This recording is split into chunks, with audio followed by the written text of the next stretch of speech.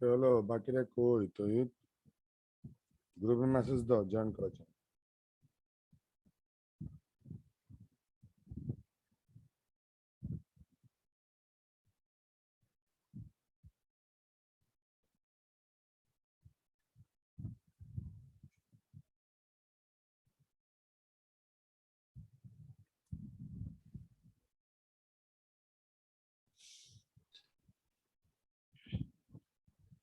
Sir আসসালামু আলাইকুম। ওয়ালাইকুম আসসালাম।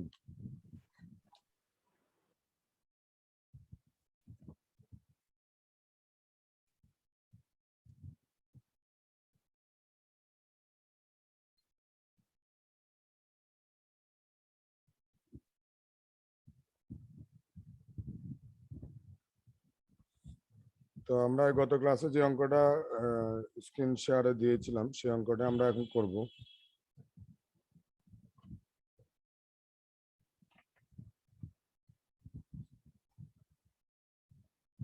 অঙ্ক দেখো, সেই অঙ্কটা তোমাদেরকে ছবি উঠে রাখতে বলছিলাম, উঠেছে কিনা জানি না।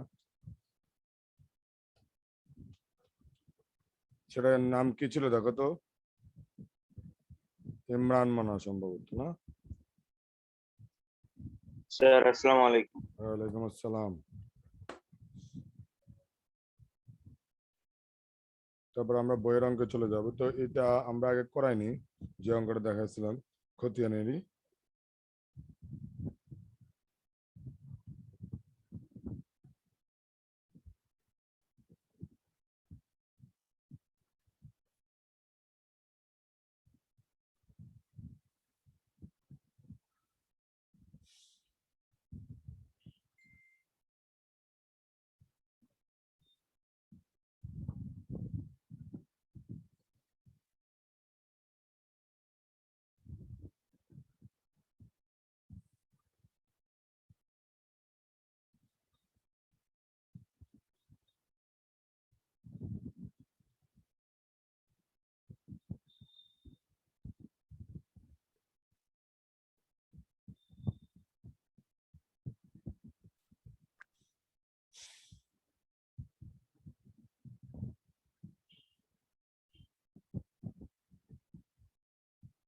আমরা শুরু করতে পারি নাকি? 8 দিন আসা কথা নাকি কার্তিক সারিয়ার? কি জি অবস্থা? স্যার, ওর দিছি স্যার, ও পাচ্ছে না স্যার। আর আমার একটু বলে। লিঙ্ক পায় নাই? লিঙ্ক শেয়ার করলাম যে। জি স্যার, ও গ্রুপটা খুঁজে পাচ্ছে না স্যার, আমার একটু বলে আসতেছি স্যার। গ্রুপে অ্যাড করছি তো কালকে, তুমি রিকোয়েস্ট পড়াইছিলে মনে হয়।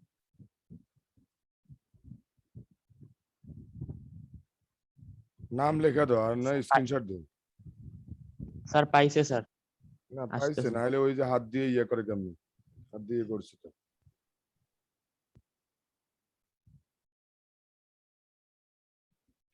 আচ্ছা দেখো, আমরা যে অঙ্কটা এখন দিলাম এটাই আমরা স্ক্রিন শেয়ারে শেয়ার করছিলাম গত ক্লাসে। তো এখানে লেখা আছে 2017 সালে মার্চ মাসে জনাব ইমরানের ব্যবসায়ী লেনদেনগুলো নিম্নরূপ। মার্চ 1 নগদ 40,000 টাকা মূলধন নিয়ে জনাব ইমরান তার ব্যবসা শুরু করেন। তারপরে ছিল মার্চ 15 নগদ ক্রয় 10,000 ও ধারে ক্রয় 5,000 টাকা। তারপরে ছিল মার্চ 20 চেকে বিক্রয় 20,000, চেকটি তৎক্ষণাৎ ব্যাংকে জমা দেওয়া হলো। তারপরে মার্চ 30 অতিরিক্ত মূলধন আনা হলো 10,000 এবং মার্চ 31 পাওনাদারকে চেকে পরিশোধ 2,000 টাকা। এখন আমাদের ক নম্বর প্রশ্ন বলছে জনাব ইমরানের ব্যবসায়ে মোট মূলধনের পরিমাণ নির্ণয় করো। মোট মূলধন বের করতে বলছে। তো মোট মূলধন আর প্রারম্ভিক মূলধন কিন্তু এক কথা নয়। প্রারম্ভিক মূলধন হচ্ছে প্রারম্ভিক সম্পদ থেকে প্রারম্ভিক দায় বাদ দিলেই প্রারম্ভিক মূলধন আসে। তো আমাদের 1 তারিখে সম্পদে আছে নগদ টাকা, দায় নাই, ওটাই প্রারম্ভিক মূলধন, দায় যেহেতু নাই। আর মোট মূলধন বলতে যেটা বোঝানো হয় প্রারম্ভিক মূলধনের সাথে অতিরিক্ত মূলধন যোগ করলে আসে মোট মূলধন। তো আমাদের 30 তারিখে আবার অতিরিক্ত মূলধন আনছে 10,000 টাকা। তাহলে আমরা পেলাম কত? 40,000 প্রারম্ভিক আর অতিরিক্ত হচ্ছে 10, মোট মূলধন হবে 40,000 50,000। 40 আর 10 50,000। তো এটাই লিখবা ক নম্বরে।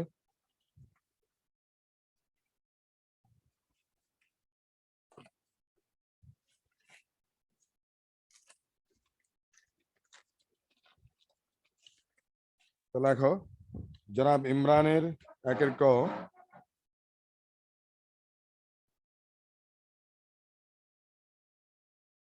জনাব ইমরানের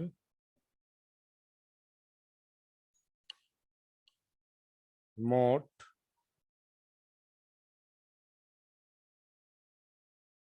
মূলধনের পরিমাণ নির্ণয়।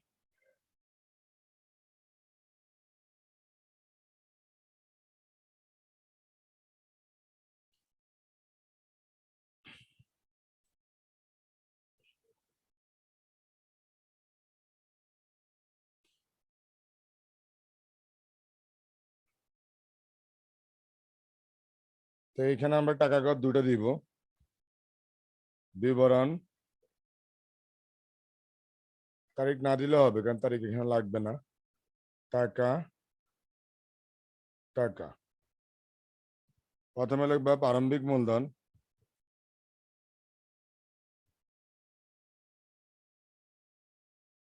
মানে 1 তারিখে যে মূলধন আনছে ওটাই প্রারম্ভিক মূলধন। তো প্রারম্ভিক মূলধন অবশ্যই আমাদের যেটা 40,000 টাকা সেটাই কিন্তু, কারণ এখানে আবার প্রারম্ভিক দায় নাই, এই জন্য ডাইরেক্ট 40,000 টাকা লিখে দিলাম। তারপরে যোগ অতিরিক্ত মূলধন,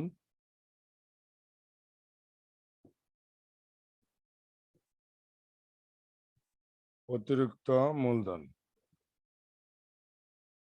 অতিরিক্ত মূলধন হচ্ছে আমাদের 10,000 টাকা। এই দুইটা যোগ করলে হবে 50,000। এটাই হচ্ছে মোট মূলধন।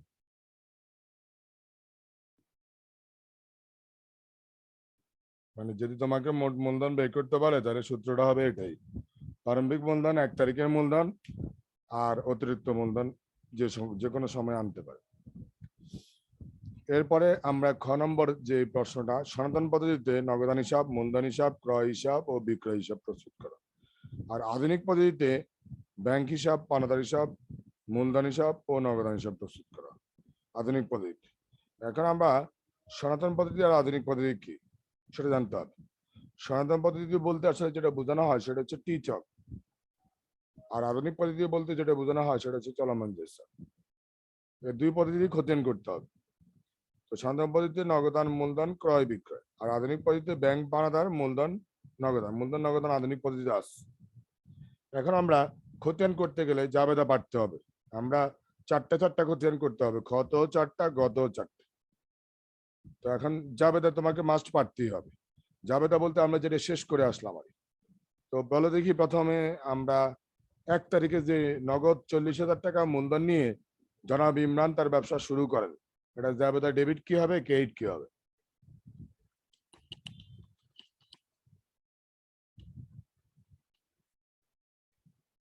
বলো।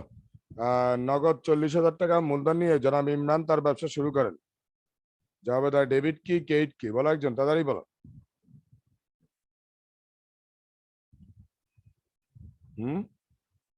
বলা জানা নাকি? তাহলে কেমন হবে, নাকি আমার কথাই শুনুন না? তো বলো।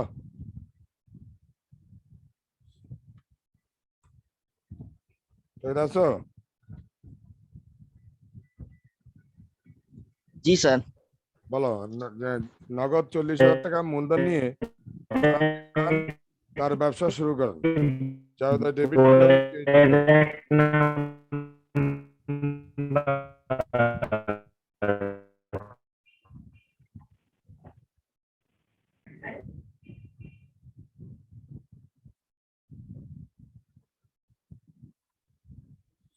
কে জানি বলতে চাইছিল কিন্তু কথা শোনা যাচ্ছিল না, ওই জন্য বুঝতে পারি নাই, মনে হয় ইত্তেজা। এটা যাবে হচ্ছে নগদান ডেবিট মূলধন। বইয়ের 1 নাম্বার। মানে আমরা যে বইয়ের 1 নম্বর নয় স্যার, আমরা গত ক্লাসে যে স্ক্রিন শেয়ারের মাধ্যমে অঙ্ক দেখাইছিলাম সেই অঙ্কটাই আমি বলছিলাম ছবিটা রাখতে, এই মাত্র দিয়েছিও আমি গ্রুপে। তো নগদান ডেবিট মূলধন ক্রেডিট, এটা যাবে না। নগদান ডেবিট মূলধন ক্রেডিট। তারপর 15 তারিখ নগদে ক্রয় এবং ধারে ক্রয়, নগদে ক্রয় এবং ধারে ক্রয়।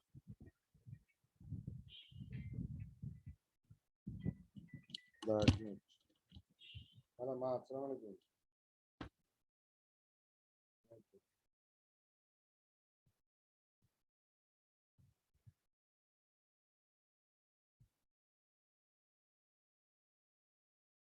না টাকা আমি এখনো দিনেই তো।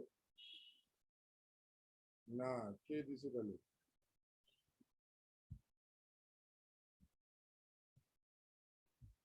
কে জানি, আমি এখনো দিনেই, তাহলে অন্য কেউ পাঠাইছি নি।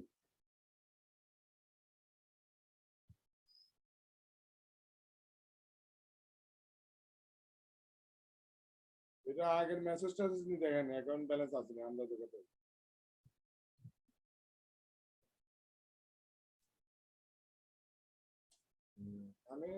আমি দেবো নি কয়েকদিনের মধ্যে।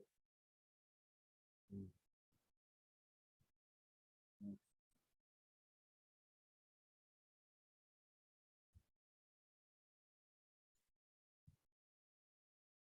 এটা প্রেশারের কারণে হতে পারে, প্রেশার বেড়ে গেছে এটা।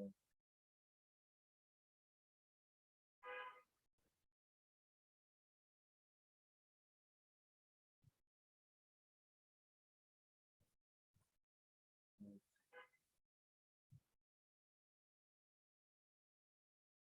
আমি ওই যে কালকের দিকে, কালকে পাঠাবো নি, আজকে পাঠাবো কালকে। আচ্ছা,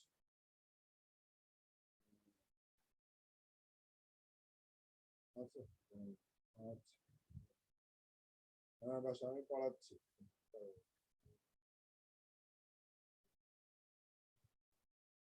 হুম।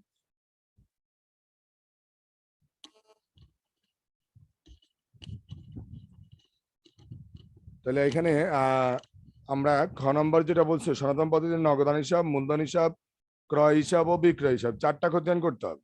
এখন সনাতন পদ্ধতি মানে কি? টি-চক, টি-চকে চারটা ঘর করতে হবে।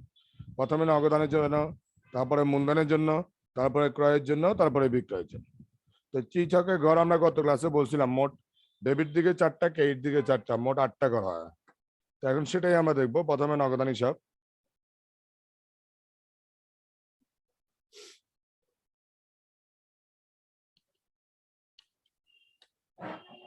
তো খ নম্বর, জনাব ইমরানের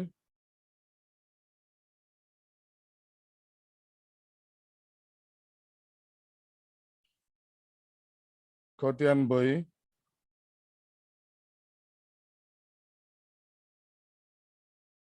ব্র্যাকেটে লিখবা সনাতন পদ্ধতিতে,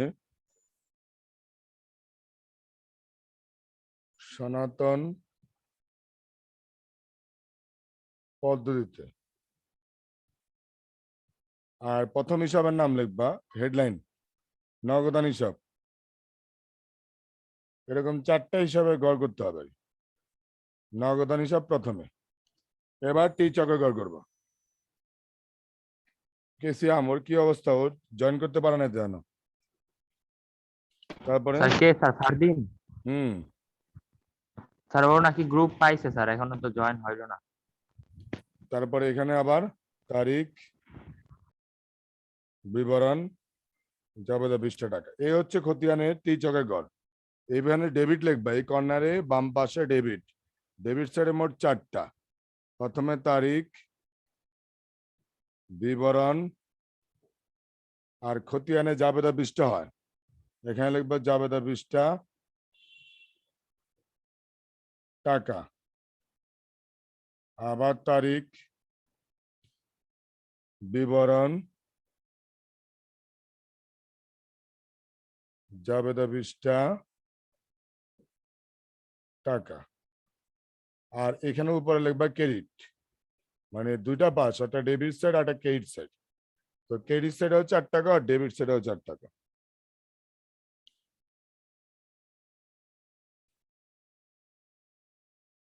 এটা একটা খতিয়ান, এরকম চারটা ঘর করতে হবে। আমরা করলাম একটা মাত্র, আরো ধরো একটা করে রাখি, তাহলে একটা অল্টারনেটিভ আর একটা সারানো যাবে। আটটা করবো, এটা এতটুকু করলে হয়, বেশি বড় লাগবে না, তবে নগদানটা একটু বড় হয়।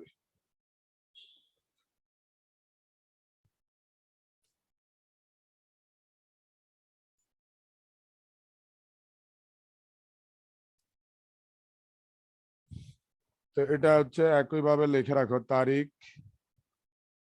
বিবরণ, জাবেদা 20টা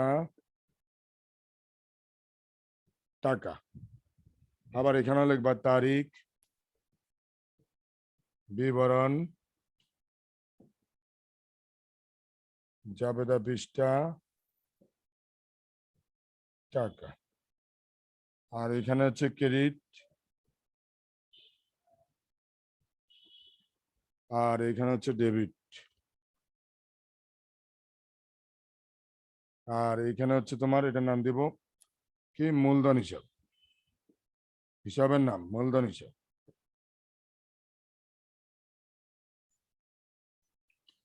আমরা আপাতত দুটা ঘর করে রাখলাম, আরো দুটো লাগবে আমাদের। তো প্রথমে আমরা নগদান হিসাব শুরু করতে যাচ্ছি। নগদান হিসাব, তো আমরা একটু আগে জাবেদা বলছি, খতিয়ান করতে গেলে মাস্ট জাবেদা পাঠতেই হবে তোমাকে, এটা মনে রাখবা। জাবেদা ছাড়া খতিয়ান করা অনেকটাই কঠিন। তবে হ্যাঁ, এখানে জাবেদা করতে বলে নাই, জাবেদা গুলো মনে মনে রেখেই কাজ করতে হবে। 2017 মার্চ 1 নগদ 40,000 টাকা মূলধন নিয়ে জনাব ইমরান তার ব্যবসা শুরু করেন। আমরা একটু আগে বলছিলাম এটা জাবেদা হচ্ছে নগদান ডেবিট, মূলধন ক্রেডিট। জাবেদা নগদান হিসাব ডেবিট, মূলধন হিসাব ক্রেডিট। এখন আমরা খতিয়ানে নগদান হিসাব করতেছি। প্রথম তার নাম নগদান হিসাব দিলাম। এখন নগদান হিসাবে ডেবিট সাইডে মানে বাম পাশ এটা লিখতে হবে, যেহেতু নগদান ডেবিট, তো লিখবো আমরা ডেবিট সাইডে 2017 মার্চ 1। কিন্তু আমরা খতিয়ানে নাম লেখার সময় করতেছি নগদান হিসাব ঠিকই আছে, ডেবিট দিকে লিখবো, কারণ নগদান যেহেতু ডেবিট সেটাও ঠিক আছে, বাট বিবরণে করে নাম লেখার সময় বিপরীত নাম লিখতে হবে। এখানে লিখতে হবে মূলধন হিসাব,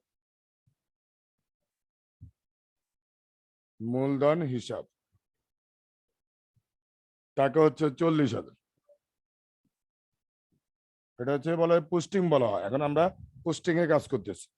তারপরে নেক্সট হচ্ছে 15 তারিখ নগদ, নগদ ক্রয় ও ধারে ক্রয় দুটোই আছে। নগদ ক্রয় জাবেদা হচ্ছে ক্রয় ডেবিট, নগদান ক্রেডিট। ক্রয় হিসাবকে ডেবিট করতে হয় আর নগদানকে ক্রেডিট করতে হয়। আর ধারে ক্রয় জাবেদা হচ্ছে ক্রয় হিসাব ডেবিট, প্রদেয় বা পাওনাদার হিসাব ক্রেডিট। তাহলে নগদ ক্রয়ের মধ্যে নগদান আছে, কিন্তু ধারে ক্রয়ের মধ্যে কিন্তু নগদান নাই। তাহলে নগদ ক্রয়ের মধ্যে নগদান কোন দিকে আছে? ক্রয় ডেবিট, নগদান ক্রেডিট বলছি, ক্রেডিট দিকে আছে নগদান, তাহলে আমরা ক্রেডিট দিকে লিখবো। একইভাবে তারিখ লিখে 2017 মার্চ 15 মার্চ 15। তো নগদান ক্রেডিট, তার বিপরীতে নাম ডেবিট কি, বিপরীত নামে এখানে লিখতে হবে ক্রয় হিসাব। তাহলে এখানে ক্রয় হিসাব দিয়ে লিখতে হবে ওই যে নগদ ক্রয়ের টাকাটা, কত টাকা নগদে ক্রয়? 10,000।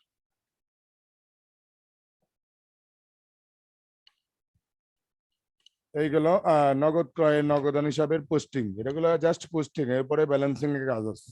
ব্যালেন্সিং মানে জেটটা নারী। তারপরে আমাদের 20 তারিখ আছে চেকে বিক্রয় 20,000 টাকা, চেকটি তৎক্ষণাৎ ব্যাংকে জমা দেওয়া হলো, সাথে সাথে ব্যাংকে জমা দিচ্ছে। তো এইখানে যদি আমরা দাবিদা করি তাহলে ব্যাংক ডেবিট হবে আর বিক্রয় হিসাব ক্রেডিট হবে। তার মানে এখানে নগদানের সম্পর্ক নাই, নগদান নাই। তাহলে আমরা এটা নগদান নাই, যেহেতু নগদান খতিয়ানে আনবো না। তারপরে আসো 30 তারিখ অতিরিক্ত মূলধন আনা হলো, ব্যবসায় অতিরিক্ত মূলধন আনছে। তো অতিরিক্ত মূলধন আনলে যাবে কি, ব্যবসায় নগদ টাকা আসছে, নগদান ডেবিট, অতিরিক্ত মূলধন ক্রেডিট। নগদান হিসাব ডেবিট, অতিরিক্ত মূলধন ক্রেডিট। তাহলে আমরা এটা ডেবিট দিকে লিখবো, যেহেতু নগদান ডেবিট, নাম দিব বিপরীত অতিরিক্ত মূলধন।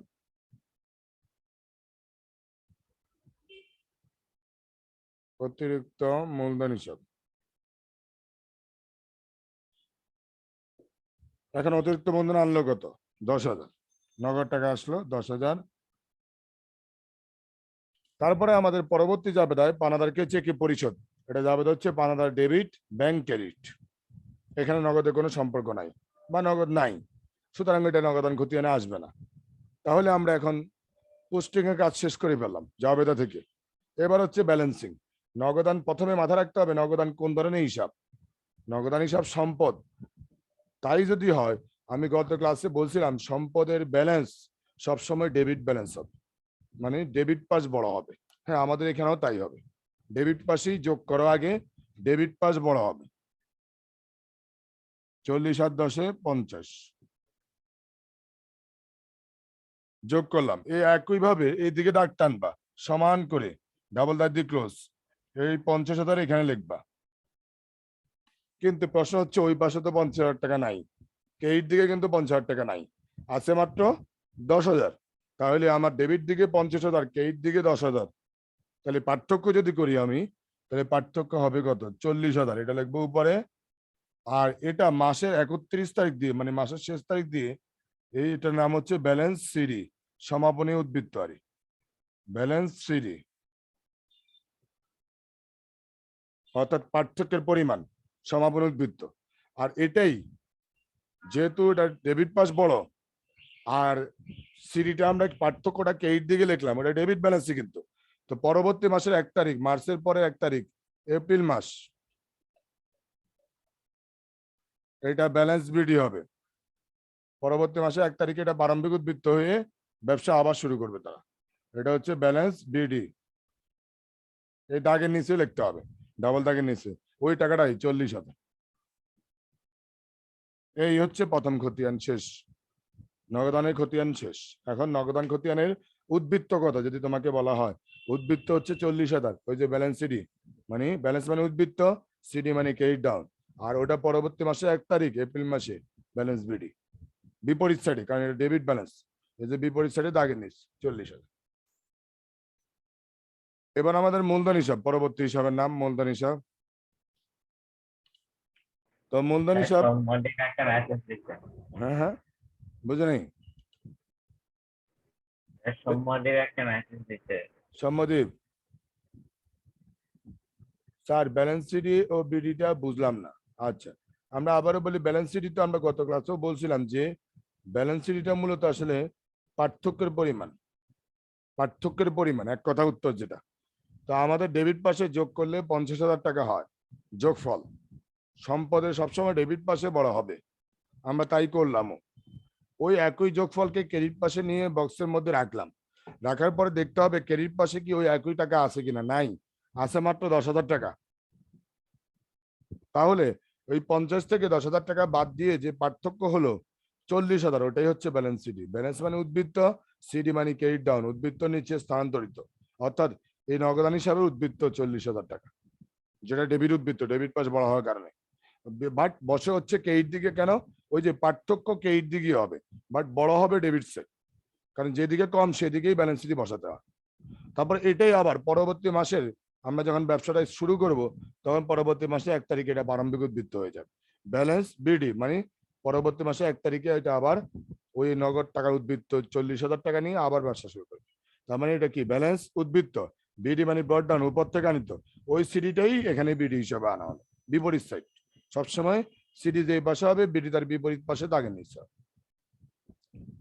এবার হচ্ছে মূলধন হিসাব। তো মূলধন হিসাব, হ্যাঁ করাবো না, অবশ্যই করাবো, কেন করাবো না। ডেবিট এইখানে, তো এইখানে আমরা এবার মূলধন হিসাব করব। হ্যাঁ, মূলধন হিসাব করব এবার আমরা। তো মূলধন হিসাবে আমরা যে দুইটা আইটেম পাচ্ছি এখানে মূলধন হিসাব, একটা হচ্ছে প্রারম্ভিক মূলধন, আর একটা হচ্ছে অতিরিক্ত মূলধন। দুটোই মূলধন হিসাবে বসবে। তো প্রথমে মার্চ 1 তারিখে আমরা যে মূলধনের জাবেদা দিলাম, নগদান ডেবিট, মূলধন ক্রেডিট, নগদান ডেবিট, মূলধন ক্রেডিট। তাহলে এটা ক্রেডিট দিকে বসবে 2017 মার্চ 1 মূলধন হিসাব। যেহেতু নগদান হিসাব দিয়ে লিখতে হবে, বিপরীত নাম, খতিয়ানে সবসময় বিপরীত নাম। তো মূলধন ক্রেডিট, ক্রেডিট দিকে লিখবো আমরা, টাকা দিব 40,000 এখানে, বাট নাম লিখলাম বিপরীত, নগদান হিসাব। এবার আসো, আমাদের পরবর্তীতে 30 তারিখে অতিরিক্ত মূলধন আনা হলো। এটা যাবে হচ্ছে নগদান ডেবিট, অতিরিক্ত মূলধন ক্রেডিট। তাহলে আমরা এটাও ক্রেডিট দিকে লিখবো, যেহেতু মূলধন ক্রেডিট, তো নাম দিব নগদান হিসাব, নগদান হিসাব। টাকার অ্যামাউন্ট হচ্ছে 10,000। আর নাই আমাদের। এখন আমরা এটা যোগ বিয়োগ করবো। মূলধন মালিকানা সত্ত্ব, মালিকানা সত্ত্ব সবসময় ক্রেডিট ব্যালেন্স নির্দেশ করে। তো ক্রেডিট পাশে বড় হবে, কারণ এখানে ডেবিট পাশে কিছুই নেই। তো ক্রেডিট পাশ যদি যোগ করি আমরা, 40,000 হয় 50,000। আর এই একই টাকা এখানে নিয়ে আসবো 50,000। এখন ডেবিট দিকে কিছুই নাই, তাহলে আমরা ডেবিট দিকে কি করবো? পুরো টাকাটাই ব্যালেন্স সিডি হবে। 2017 আর ব্যালেন্স শিট সবসময় মাসের শেষ তারিখে হয়। মার্চ 31 ব্যালেন্স সিডি টাকা হচ্ছে ওই যে পার্থক্য, মানে 50,000 টাকায়, কারণ এদিকে তো কিছু নাই। আর এটাই পরবর্তী মাসে 1 তারিখ, মার্চের পরে মাস হচ্ছে এপ্রিল, এই দাগের নিচে এপ্রিল 1 ব্যালেন্স বিডি বিপরীত সাইডে হবে। সিডি যে পাশে হয়, বিডি তার বিপরীত সাইডে। এটা হচ্ছে 50,000। এই মূলধন হিসাবে খতিয়ান হয়ে গেল। মানে প্রত্যেকটা খতিয়ানের একই নিয়ম, মানে আগে জাবেদা থেকে কোনটা কোন দিকে যাবে সেটা সেই দিকেই লিখতে হবে, তবে অবশ্যই বিপরীত নামে লিখতে হবে বিবরণের ঘরে। তারপরে যোগ বিয়োগ করতে হবে, যোগ করলে ক্রেডিট পাস বড়, এই যোগফলটা এদিকে আনবো, এইদিকে কিছু নাই, পার্থক্যটাই ব্যালেন্স সিডি, ওটাই পরবর্তী মাসে 1 তারিখে ব্যালেন্স বিডি অবশ্যই বিপরীত সাইডে, বিপরীত সাইডে হবে। বিপরীত সিরিজ এই পাশে হয়, বিডি ওই দাগের নিচে বিপরীত সাইডে। এরপরে আমাদের ক্রয় হিসাব 3 নম্বর খতিয়ান, 4টা খতিয়ান করতে বলছে। এরপরে ক্রয় হিসাব, তা আমরা নগদান হিসাবটা কি, এখন তোমরা আরেকটা গ করতে হবে এখানে, ক্রয় হিসাব। এরকম একটা খতিয়ানে গ করবা, ক্রয় হিসাব টিচকেরই। তো নগদানটা কি মুছবো কিনা দেখো, নগদান কমপ্লিট হলে বলো, আমি মুছে ফেলি কিন্তু, মানে উপরে যেটা করলাম আর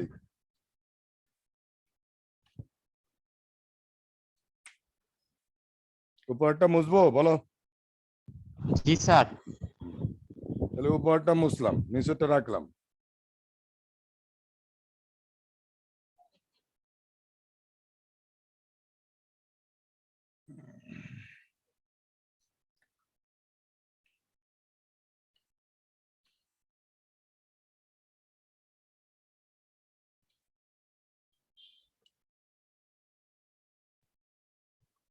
একইভাবে গড় খতিয়ানের গড় একই রকম, পার্থক্য নেই। এখন হচ্ছে ক্রয় হিসাব।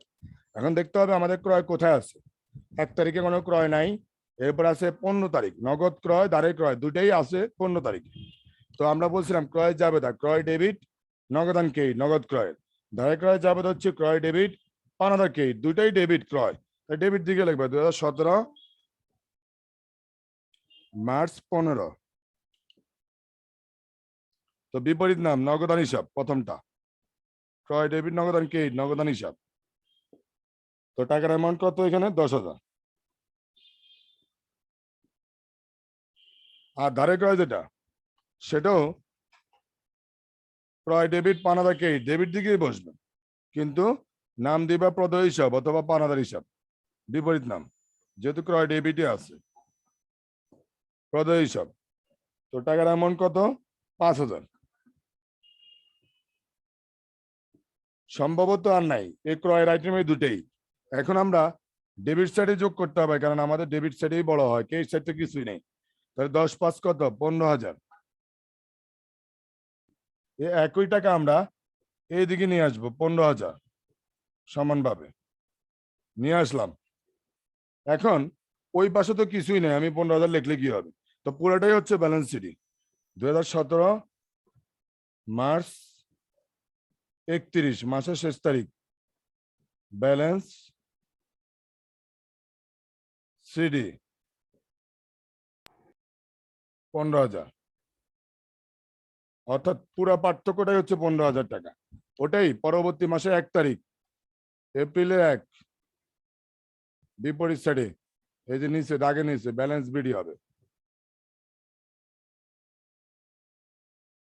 ব্যালেন্স বিডি, টাকার অ্যামাউন্ট 15,000। এখন কারো কোনো প্রশ্ন থাকলে বলতে পারো খতিয়ানগুলো নিয়ে, বাট প্রশ্ন না করলে কিন্তু আমি কিছু বুঝতে পারবো না।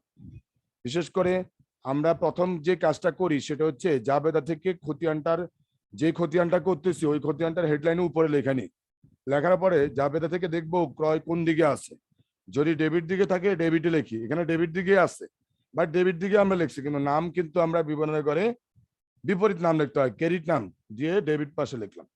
এরপর আমরা কি করলাম, ক্রেডিট সাইড আর কিছুই নেই, তো আমরা ডেবিট সাইড যোগ করে 15,000 টাকা লিখলাম, ওই যোগফলটাই ক্রেডিট সাইডে লিখলাম, লেখার পরে দেখলাম ক্রেডিট সাইডে 1 টাকাও নাই, তাহলে আমার পার্থক্য পুরোটাই 15,000 টাকা। এই জন্য আমরা পুরো ব্যালেন্স শিটের নামে 15,000 টাকা উপরে লিখছি। আর ওটাই পরবর্তী মাসে 1 তারিখে ব্যালেন্স বিডি হয়। ব্যালেন্স শিট আসলে একটি অ্যাকচুয়ালি পার্থক্যের পরিমাণ, ওটাকে পার্থক্যের পরিমাণ বলা হয়। আর ওটা পরবর্তী মাসে 1 তারিখে ব্যালেন্স বিডি হয়েছে। এবার হচ্ছে বিক্রয় হিসাব। নেক্সট হচ্ছে আমাদের বিক্রয় হিসাব। নিচেরটা আমরা মুছবো এখন। বিক্রয় হিসাব।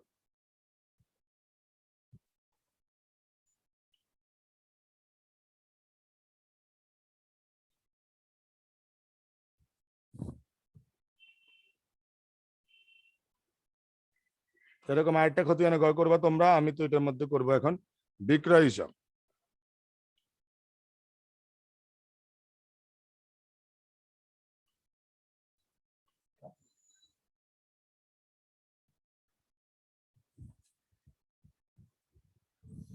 তো বিক্রয় হিসাবে করতে গেলে আমাদের বিক্রয় কত তারিখে আছে? 1 তারিখে নাই, 15 তারিখে নাই, 20 তারিখে আছে। চেকে বিক্রয় 20,000 টাকা, চেকটি তৎক্ষণাৎ ব্যাংকে জমা দেওয়া হলো। আমি জাবেদায় বলছিলাম এটা জাবেদা হচ্ছে কি, জাবেদা কি ব্যাংক ডেবিট, বিক্রয় ক্রেডিট। তাই যদি হয় বিক্রয় যেহেতু ক্রেডিট, আমরা ক্রেডিট দিকে লিখতে হবে 2017 মার্চ 20। তো ব্যাংক হিসাব নামে লিখতে হবে, বিক্রয় ক্রেডিট যেহেতু বিপরীত নাম ব্যাংক হিসাব। তো ওটা বিক্রি করছো কত? 20,000। তাহলে এখানে 20,000 লিখবা। বিক্রয় একটা আইটেমে আর নাই, থাকলে আরো লিখতাম, আর নাই। তাহলে এবার যোগ বিয়োগ করে ফেলবা। প্রথমে 20,000 টাকা এখানে যোগ করবা, আর ডেবিট দিকে বিক্রয় কিছুই নাই, তাহলে এই যোগফলটাকে এদিকে আনবা 20,000। তারপরে এখানে 2017 সালের এই পাশে যেহেতু কিছুই নাই, মাসের শেষ তারিখ দিয়ে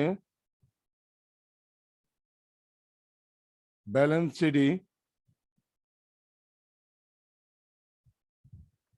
ব্যালেন্স সিডি ওই 20,000 টাকাই পার্থক্যটা, এটা মানে উদ্বৃত্ত ব্যয় করা। এবার পরবর্তী মাসে 1 তারিখে, মার্চের পরে মাস এপ্রিলের 1, ব্যালেন্স বিডি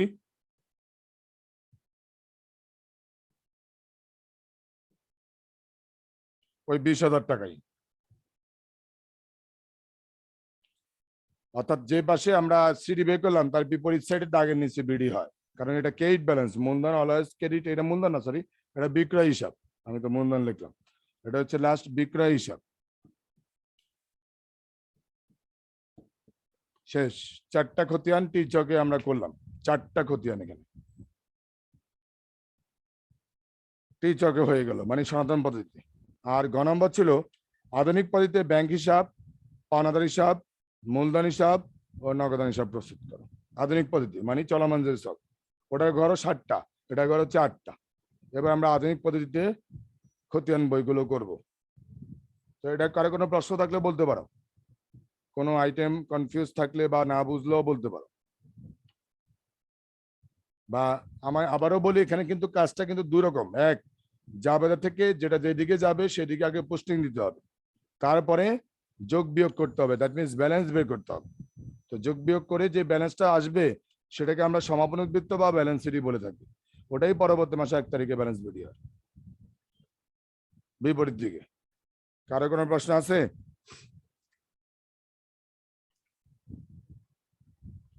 না স্যার। আচ্ছা, তাহলে এবার আমরা চলে আসি গ নম্বর, জনাব ইমরানের খতিয়ান বই। একই নামটা হবে আধুনিক পদ্ধতি। এখন আমরা আধুনিক পদ্ধতি করব, সনাতন পদ্ধতি শেষ আমাদের। তো এখানে দিব আধুনিক পদ্ধতি, আমি মুছে পেলাম সবগুলোই।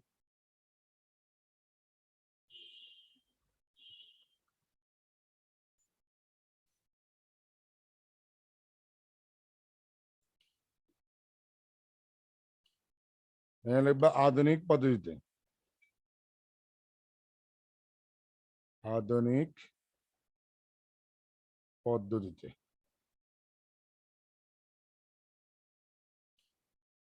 আর তারিখ দিব আমরা, তারিখ নাই সরি, এরপরে লিখবো হিসাবের নাম। হিসাবের নাম হচ্ছে আমাদের ব্যাংক হিসাব। তো প্রথমে দিব ব্যাংক হিসাব।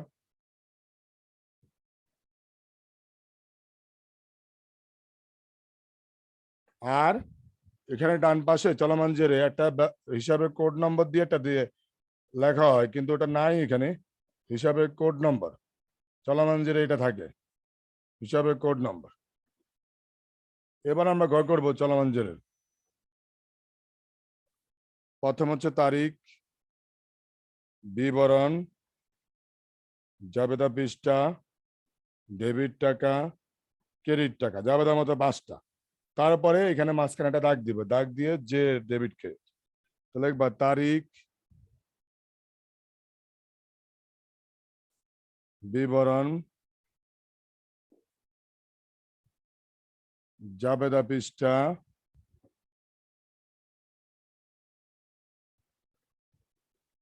ডেবিট টাকা,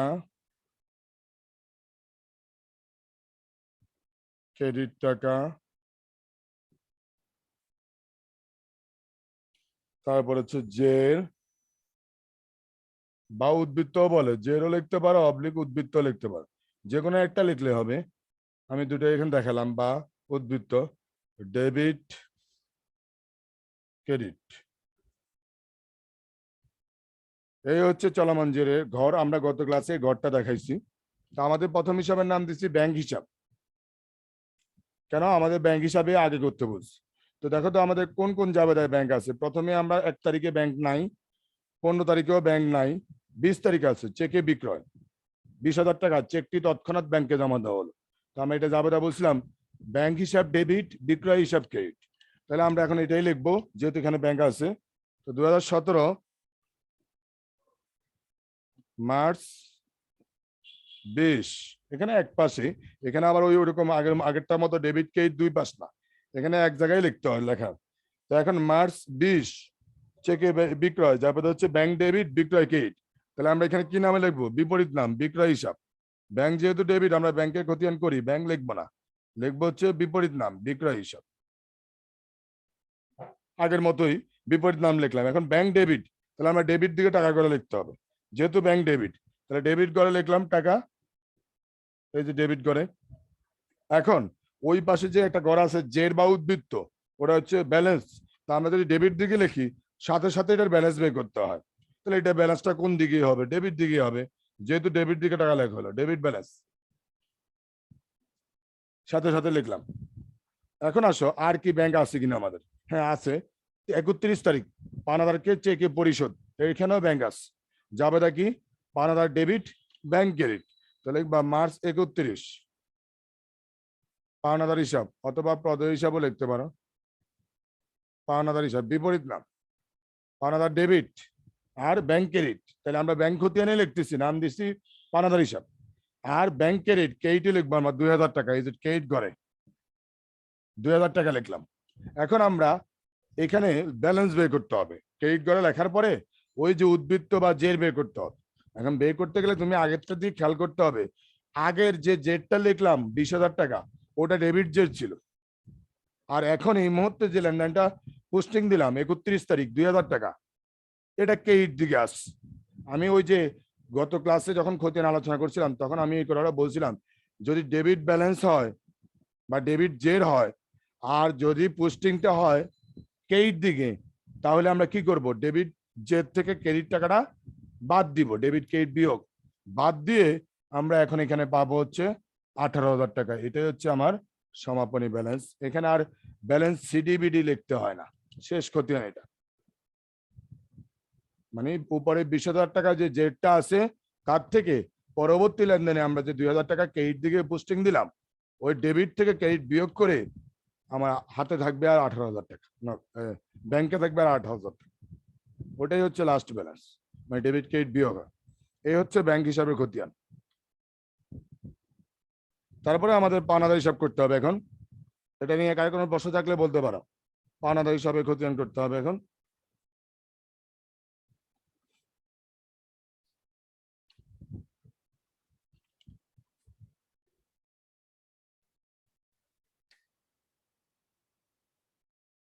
এবার লিখবো পাওনাদার হিসাব। এখানে হচ্ছে 4টা খতিয়ান। পাওনাদার হিসাব, অথবা এটাকে প্রদেয় হিসাবে লিখতে পারো তুমি। আর এই পাশে ওই যে একই রকম হিসাবে কোড নাম্বার, যদিও এটা নাই, বাট এটা ফরম্যাটে আছে বলে আমরা এটা লিখে রাখবো, হিসাবে কোড নাম্বার। এবার আমরা ঘর করে ফেলবো এটার একইভাবে চলমান যে